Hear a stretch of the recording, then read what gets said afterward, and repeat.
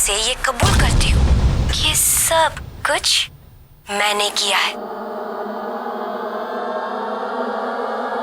और हाँ, वो जहर वाली बात जो मैं पहले भी बता चुकी हूँ, फिर से बताती हूँ।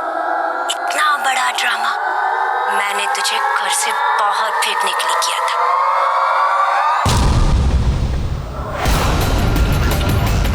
तो क्या हुआ रोली, मैं तेरे सामने या तेरी वो बहन सिमर के सामने कुछ भी बोलूं, क्या फर्क पड़ता है? कुछ नहीं। भारद्वाज परिवार को ये कभी पता नहीं चलेगा कि ये सब कुछ मैंने किया है।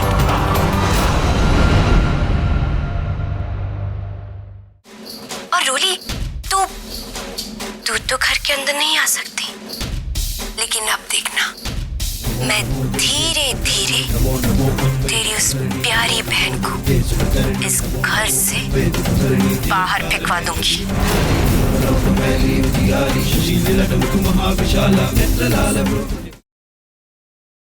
खुशी,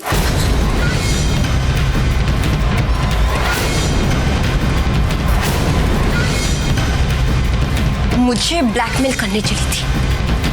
मुझे, शायद तुझे पता नहीं, लेकिन मैं धोखेबाजी, चालाकी और षड्यंत्र की डाल पे लगा हुआ वो फल हूं जो पकता तो है लेकिन गिरता नहीं। और रोली, तूने ये कैसे सोच लिया कि मैं ये सबूत यहीं छोड़ दूंगी? आज तक मैंने अपने खिलाफ कोई सबूत छोड़ा है क्या? तो इसे कैसे छोड़ देती? अब मैं तेरे सारे इरादे और सबूत की धज्जियां उड़ा दूंगी। अभी तोड़ देती हूँ। तोड़ दो, शौक से तोड़ दो। इस फोन के टूट जाने से तुम बच नहीं जाओगी।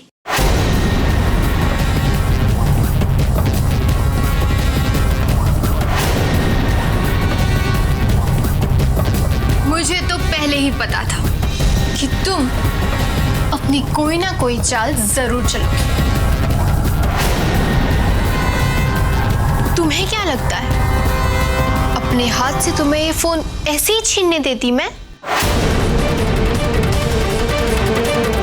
मुझे पता था कि तुम ये फोन छीनने की जरूर कोशिश करोगी,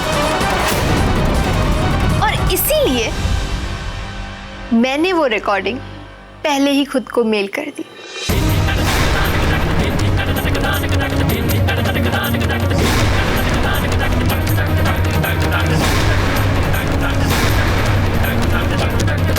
आप चाहो तो ये फोन तोड़ सकती हो, मैं तो कहती हूँ तोड़ दो।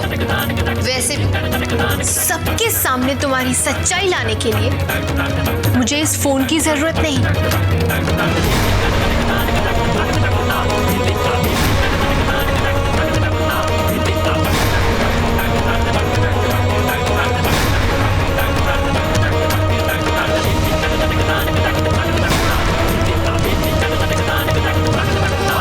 अपनी खैर मनाओ तुम कि दीदी ने तुम्हें सिर्फ घर से जाने के लिए कहा।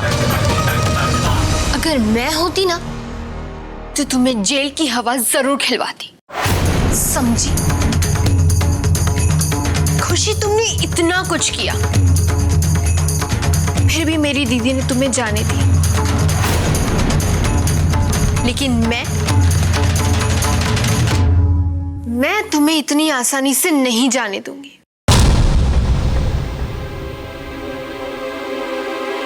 जाने से पहले तुम्हें मेरे लिए एक काम करना होगा।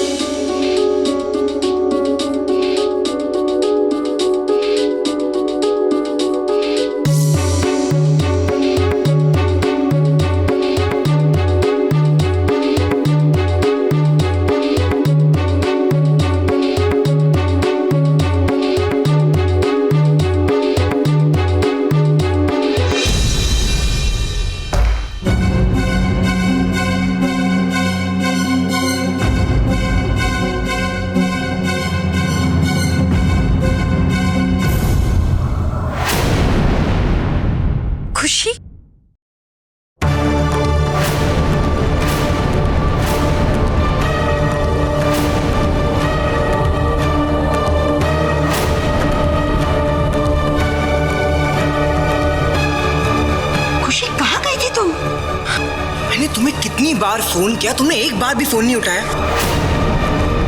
तुम्हें पता है हम कितना परेशान थे। खुशी बेटा, लेकिन आधी रात को बिना किसी को बताए तुम कहाँ चली गई थी? माँ जी, वो हम दीदी को देखने हॉस्पिटल चले गए थे। हॉस्पिटल? मेरे मना करने के बावजूद भी हॉस्पिटल जाने की क्या जरूरत थी? वो भी ऐसे बिना किसी को बताए।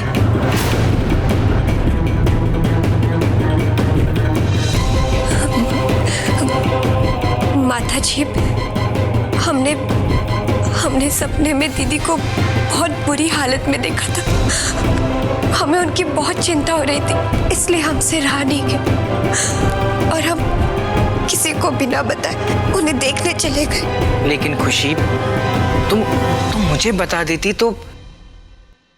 संकट जी, आप गहरी नींद में सो रहे थे, इसलिए हमने आपको नहीं जगाया। हमें माफ कर दीजिए, हमसे गलती हो गई। देखो, तुम्हें माफी मांगने की कोई जरूरत नहीं। तो जाकर आराम करो, बहुत रात हो गई है।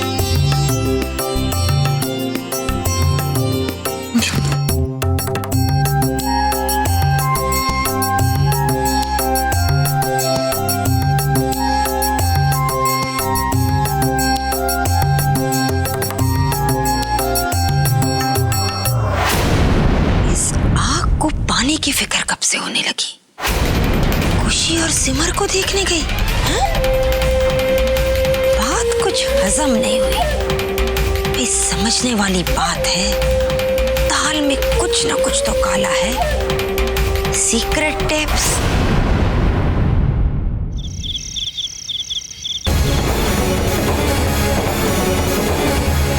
छोटी, मैं बुरे काम छोड़कर एक नई अच्छी जिंदगी शुरू करना चाहती थी, लेकिन उस सिमर भारद्वाज की वजह से सब गड़बड़ हो गई।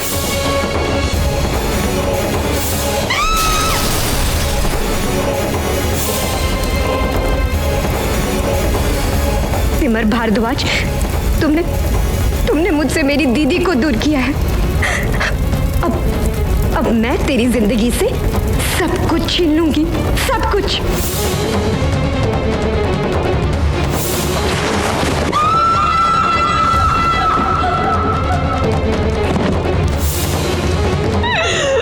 मेरा बच्चा वापस चाहिए।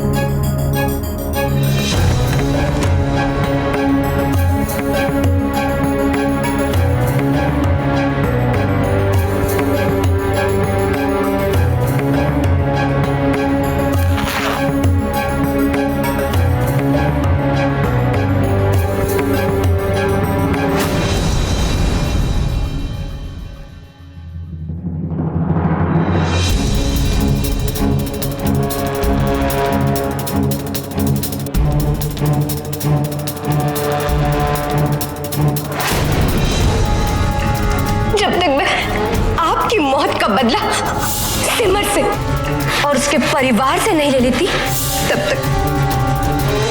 तक मैं आपकी ये अस्थियां जल में नहीं बहाऊंगी।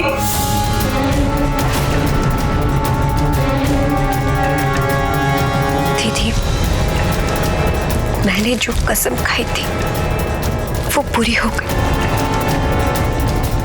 आपकी मौत का बदला मैंने सिमर भारद्वाज से उसकी जिंदगी छीन कर ले ली। वो जिंदगी जो उसे जान से भी ज्यादा प्यारी थी, मैंने आपके बदले में उससे उसका बच्चा छीन लिया।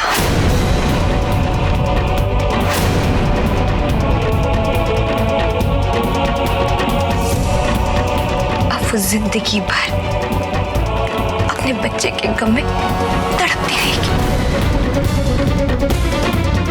हम तुम्हें जेल नहीं भेजेंगे, लेकिन उसके बदले में तुम्हें हमारा घर छोड़कर हमेशा के लिए जाना होगा। लेकिन दीदी, अब मुझे जाना पड़ेगा। मन तो नहीं कर रहा है, लेकिन क्या करूं, मजबूरी है।